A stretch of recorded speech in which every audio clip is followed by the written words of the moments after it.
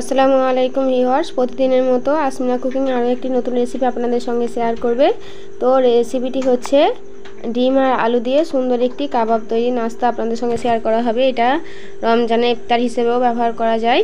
তো এভাবে আমি আলুটি একটি গ্রেটার দিয়ে গ্রেট করে নেব। খুব বেশি একদম হাত দিয়ে মেখে নেওয়া যাবে না। তো আলুটি এভাবে গ্রেট করে নেওয়ার পর আমি ডিমটাও ঠিক একইভাবে গ্রেট করে নেব। দেখুন কত সুন্দর ঝুড়ি ঝুড়িভাবে বের হয়েছে। তো এবারে আমি উপকরণগুলো দিয়ে দেবো। ভেজে রাখা বেরেস্তা এবং ধনিয়া পাতা কুচি, এখানে দুটো বড় বড় পেঁয়াজ কুচিও নিয়েছি আমি। তো দেখুন বন্ধুরা, বাড়িতে থাকা উপকরণ দিয়েই এই নাস্তাটি হয়ে যাবে। তো ভিডিওটি স্কিপ না করে পুরোপুরি দেখে যাবেন। কাঁচা লঙ্কা কুচি নিয়ে নিলাম, আদা রসুনের পেস্ট, লবণ, লঙ্কা গুঁড়ো, মিট মশলা ও জিরা মরিচের পাউডার।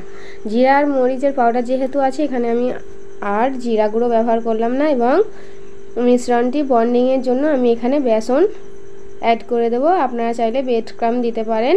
যেহেতু ব্রেড ক্রাম্ব বাড়িতে না থাকলেও তৈরি করা যায়, তাই জন্য আমি এখানে বেসন নিয়েছি। তো এভাবে গোল গোল শেপ করে হাতে এরকম একটি শেপ দিয়ে নেবেন। দেখুন কত সুন্দর লাগছে।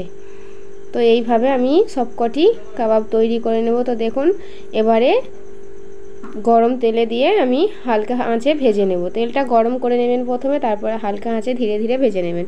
একটি একটি করে ভেজে নেবেন ধীরে ধীরে, খুব তাড়াহুড়ো করবেন না, তাহলে ভেঙে যাবে। এই যে ফেনা ফেনা উঠছে, এগুলো ডিম দেওয়ার কারণে।